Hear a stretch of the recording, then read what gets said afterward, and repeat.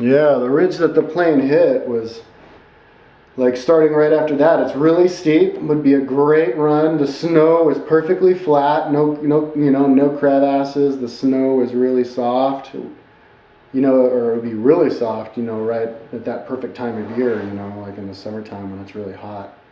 And I guess before it gets baked too hard. But man, it would be great. Really big and far down, and then it levels out, and then you can have like the plane museum here. Where the plane is. We saw the plane. It was we saw the wheels, landing gear. There was even the jacket, their uniform jacket that I even put on.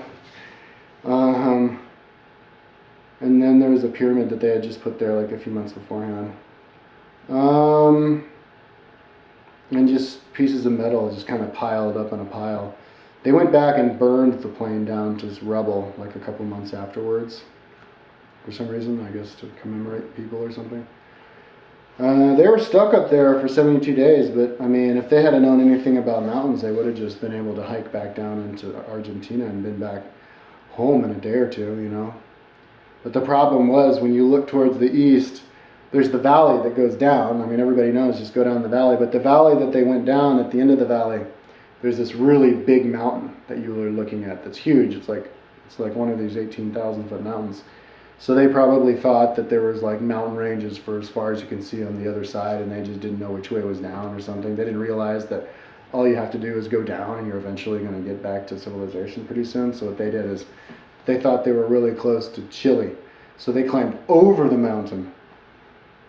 And then they went down and got to civilization, but it was would have been a lot farther, just easier just to go down. So... Oh, but we made, on the way up, on the ridge, that's the border between Argentina and Chile. See, the plane's actually in Argentina, so technically we broke the law. But there's nobody up there, so there's no way that they can bust you. But right on the ridge, on the top of the mountain, and if anybody does this trip, there's this really big, like, wind shelter that's made out of rocks like this high, that protects from the wind because it's really windy up on the top of the mountain, but it's really flat. You can camp out there as long as you want because there's like a snow field that goes all the way up to the top of the mountain, so you don't have to hike only a couple of feet to get your snow to melt. Anyways, we built that. That was me who built it. Me and Tony. There was nothing up there until we went up there and we built it. It took us like 5 hours or something. And then farther down on the mountain towards Chile, right at the top of this really steep snowfield, like if you're going up the snowfield towards the left, right on the edge of this this glacier that you don't want to fuck with because there's crevasses there. Right on the top of one of those ridges, there's another really awesome snow shelter on the other side of this perfect like wall that if you poke your head up, you can see kind of down a cliff all the way down the valley. We built that snow shelter too. It took us like 4 hours. We built 2 awesome snow shelters. I mean, wind shelters. So that's me. I built that. You can actually see it on Google Earth. The one on the border ridge. You can see it. I built it. Okay. So yeah. So we hiked down. We should have stayed there in the whole extra day just to trip out over on the top of the mountain. But we didn't for some reason. The whole trip was like 16 days that time. We just went home. That was like not much before I went back to America, actually.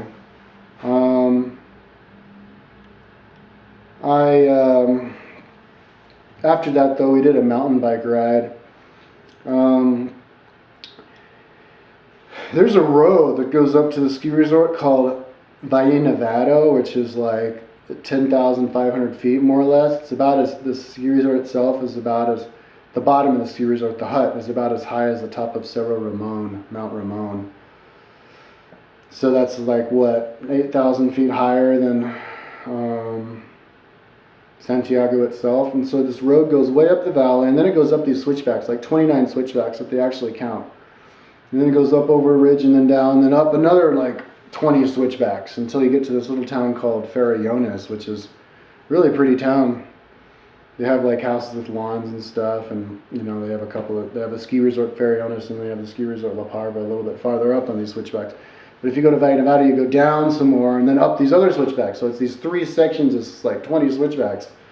Huge, huge, huge, huge ride up. I actually did that ride when I first got there, when I lived in the apartment, and I barely made it to Valle Nevado because the last part, it was just such an altitude change that I was just like, bonking big time, just barely cranking it. And then I made it to the top though, and then rode all the way down, and then I rode up there another time. And then I rode up there with Tony, so I only did it in 5 years I was there. I only did it 3 times, but yeah, the last trip I did with him, we hiked up, we climbed up. I was up all night long the night before working on my timeline, so he kind of actually beat me to Farellones because I was cooked. I mean, I was just exhausted, drowsy. So then we slept at Farellones for a couple hours, and then rode up and camped right below Valle Nevado, and then the next day went up past Valle Nevado towards where you would climb the mountain. I can't remember what it's called, but it's an 18,000 mountain. But they actually found a Mayan mummy at like 16,000 feet up there, like in 1955 or something, 1958. And so we went up to the base camp and saw all these people who were going to climb it or something. And then off towards the right, we went up a trail, a beautiful trail, way up, over a pass that's like over 14,000 feet, and then down some valley. Down into a valley that it's past, I guess, where some military installation is.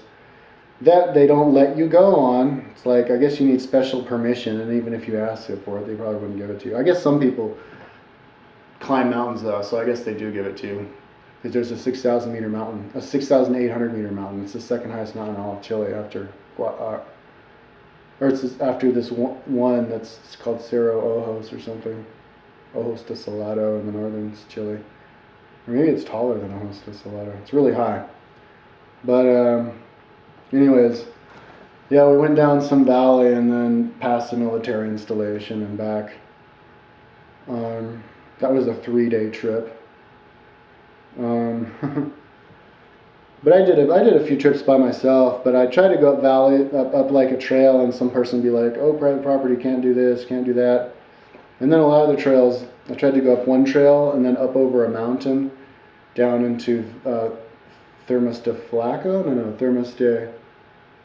There's Thermos Moreno, Baños Morenos that I spent a night with once with my wife. It's a nice place. It's this big, like pool-sized hot springs, and then the ones above it. Oh my God, I can't remember the name of it. Oh Jesus. But anyways, I didn't complete that loop because it was like there was no trail. I was like bushwhacking. I was gonna come and try to do it later, but yeah, if more adventurous people lived in Chile than Chileans, there would be trails all up and over all those mountains, and it would be the mountain bike capital of the world. But alas, it's Chileans. Chileans just aren't adventurous at all. I mean, I remember when my car broke down because I tried to hike to the plane that crashed, and I was talking to some guy on the side of the road who let me use his phone at some place to get help, and I told him what I did, and he was just like, "Why would you do that?" Like they don't even see the point of why you would go and hike up in the mountains. And none of the Chileans I talked to, none of my students, even the really rich ones, who have just as much money as the richest people I've seen here, have never even been a Baños or Cajon de Maipo in their entire life. And none of my wife's family, nobody I knew had ever even been up there once. Just maybe a couple of people. But I mean, I guess it's good because there are these great hot springs, and you go up there, and there's not, there's maybe 30 people total up there, and it's free to go there. Well, you just pay like I guess $5 to get in. But there are these other hot springs past Laguna Yeso, I heard, that you can soak in, but I never made it up that far. I did ride up there on a bicycle though, with Tony up to Laguna Yeso, but we didn't get any farther because it was really early in the year and there was just snow past there. So I didn't do. I mean, that would have been an amazing bike ride because there's trails. I saw it, I think, on satellite photos that go all the way to the border. It's like way up at the top of the mountain, like 15,000 feet or something, and then all the way down into Argentina. There's so many trails that we didn't do, but we did a lot. Yeah, there's like in the neighborhoods in the northwest part of town or northeast part of town, on the north side of Moncagle. There's all sorts of trails and loops. There's one loop that I did. It goes way up the mountain, and you go down. Beautiful trail, really fast too, because there's lots of motorcycles up there that make it flat for you. Past a golf course and then down a really steep trail. But yeah. Um, so, anyways, what? Maybe that's.